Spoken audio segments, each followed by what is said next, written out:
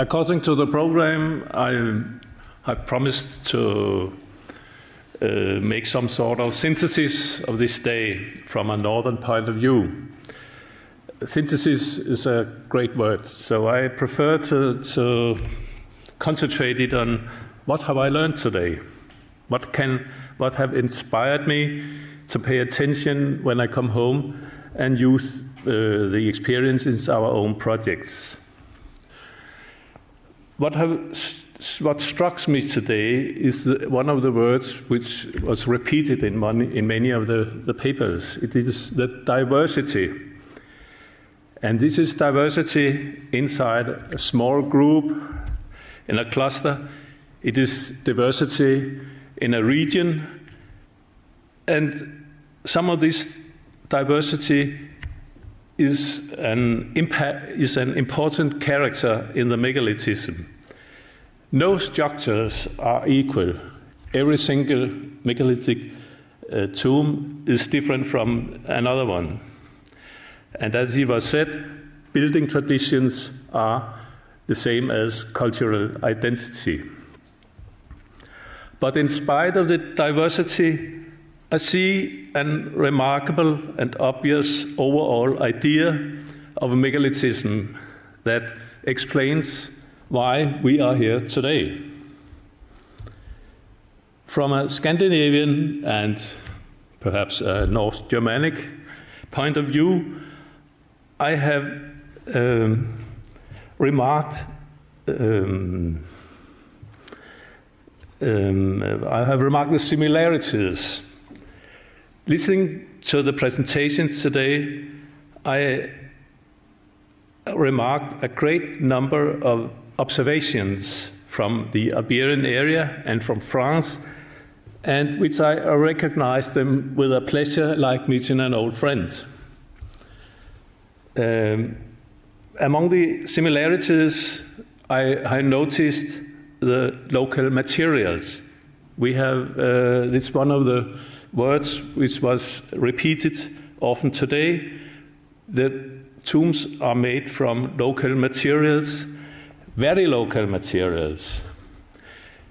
And one of the other features we have met very often today is the hidden diversity and sophisticated details, if they were hidden at all. But I suppose some of them were. The hidden diversity is one of them. And one of these hidden diversities and sophisticated details are the incorporated elements. The incorporated in form of, we heard about the veneer, the steels, and so on. And I recognize that from our own tombs at home. I think, why are these details and diversity hidden? I think that if you build a structure and hidden some of these fine details, no one can see them. But the builders who participated in the building process know what is inside the mount. And they know about what happened when they built these structures. And suddenly, this commonship about the building process fits people together, and they have a sort of secret together. And this strengthens the community or the society. It might be an alliance between several societies to have this secret together. And for the following generations, these secrets will develop into myths or stories about what happened when they built this. And of course, these generations, following generations, know about them when they change the monument later on, as we have heard several times today. Another thing I recognize as a similarity is the stages of the building of the existence of the monument. At first, we have the construction and the monumentality, and then the transformation and the destruction. And I know that from our own area, but then I come to the differences. But in this participation in 4 stages, there are a clear difference. As I have heard this today, you are talking about longer, coherent periods, thousands of years, at least more than 1,000, 2,000 years. And from our area, when we are talking megaliths in this period of the Stone Age, it's centuries, less than 7 centuries or something like that. So it's a clear difference. And another thing I remarked is the many radiocarbon datings I was presented for. We don't have so many radiocarbon datings because we don't know what to radiocarbon date, which can date the structure itself. I will tell you tomorrow about our birch bark datings, and this is a clear date of the monument. But anyway, we have heard this about these many datings, and of course they look very, what might I say, right. Then another difference from what I normally see in my area, you have a very sophisticated inventory from funerals and rituals. I think it's a marvelous thing for us to see these things and these possibilities, options you have for explaining and interpretation the rituals and the funerals. That's a clear difference from what I see in the Scandinavian countries. And then you have the structures without big stones. As we especially the last papers today from northern France, these enormous monuments with no big stones. That's a clear difference, but I still think that the idea behind the monuments is the very same, big stones or not. It only depends on what material is accessible. And of course, what we don't have in Northern Europe, at least in Scandinavia and Northern Germany, that's the engravings and the paintings. I'm really astonished also when I have visited the monuments in Spain and France, looking at these engravings and paintings. And I promise we have looked for these paintings and engravings. They must be there, but we haven't found them yet, but perhaps we can make an invitation to the people who come to look at the Danish monument. We have 1 or 2 structures. We have some thoughts about some painting, but we are not sure. We have not succeeded in finding out if it's true. So I think that's a great inspiring from what I've seen today. Finally, I would present some more personal remarks. The Menya biography. I love this word biography for an ancient monument because it's very, in my experience, it's very important to find out the biography of the monument before you start investigation in some sort.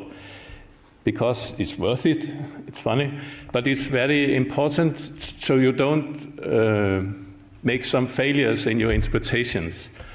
I can give you an example from a couple of years ago. We had an investigation in a dolmen and found on the floor a very, very nice pavement. And we made some fine photos, but a couple of days later, we found out that this was only 70 years old because it was made by some hunters to keep their beers cold. So we could learn that from the biography of the monument. So to sum up, an old judge told me many years ago that a day, Mr. Dehn, where you have learned something new is not wasted. And certainly this day is not wasted. Thank you.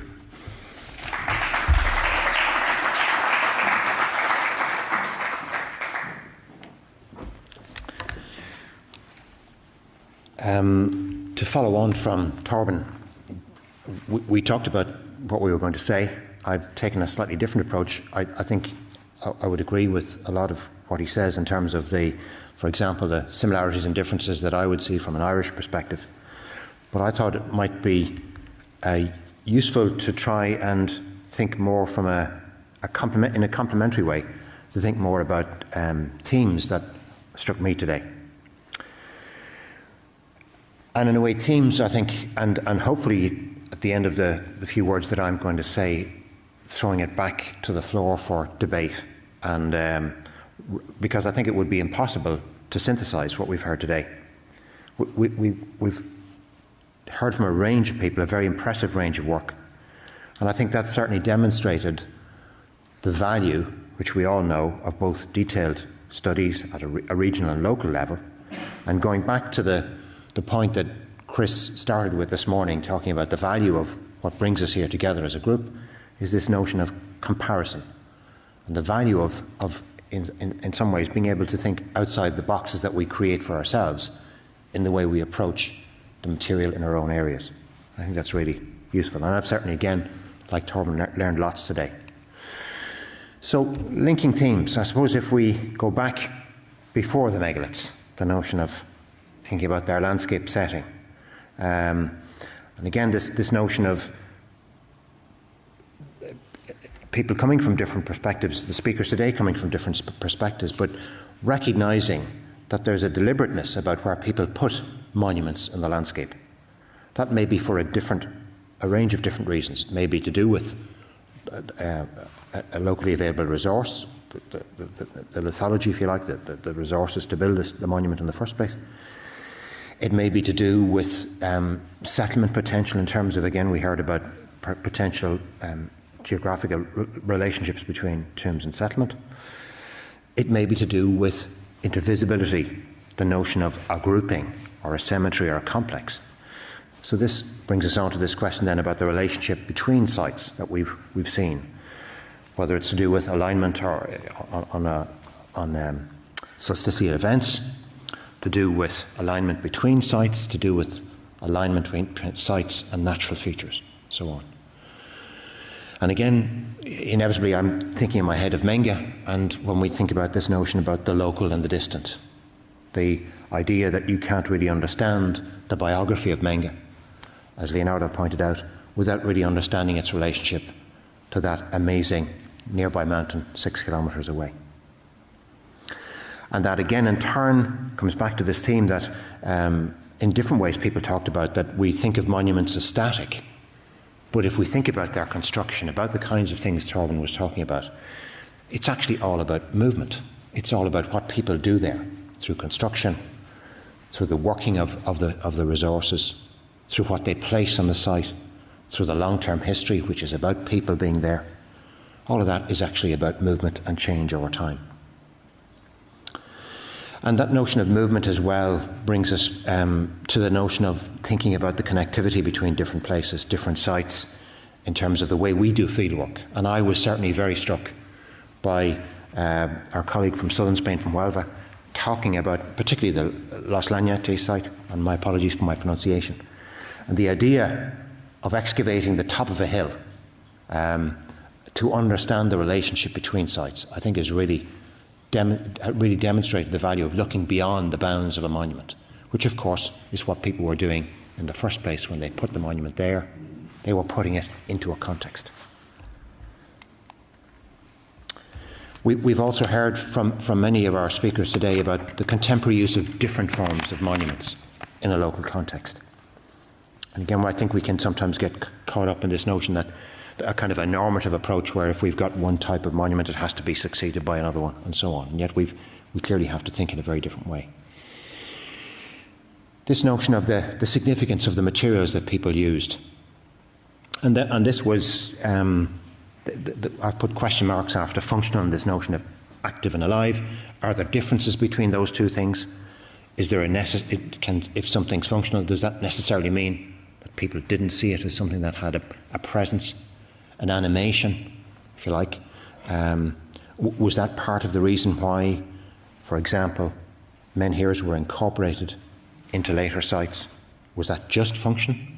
Was it just a reuse of the past, or is there something necessary for people to do that, to incorporate these important objects, pieces of the past, ancestral stones into the monuments?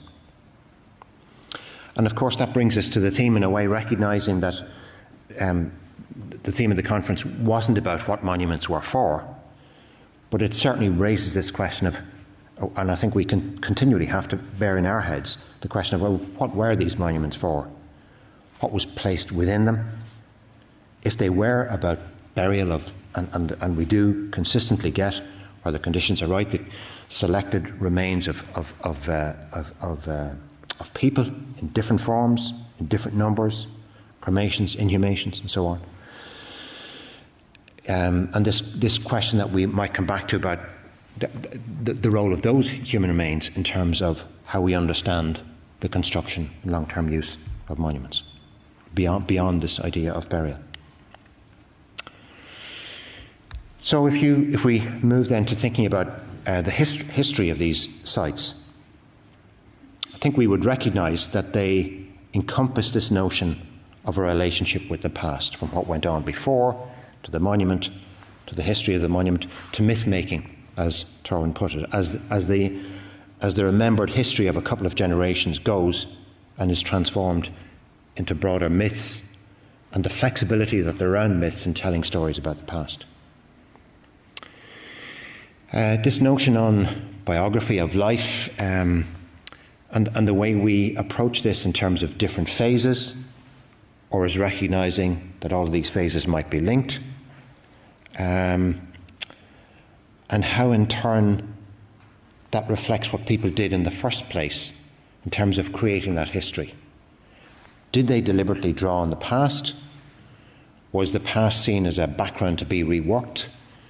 Again, when we use a phrase like destruction, is that a conscious iconoclasm? Is that a conscious tearing down to replace it with something different? Or even in that notion of destruction, is there still this idea of incorporating the past into what was being done?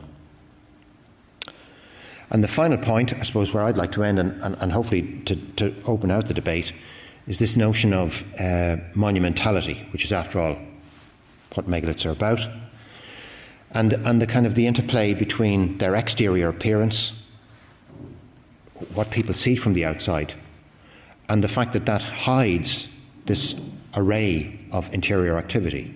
And again, going back to Chris's the last paper, this notion of where that, at what time in the history of the monument did that exterior appearance actually come into play as something that was important, and how we might tackle that.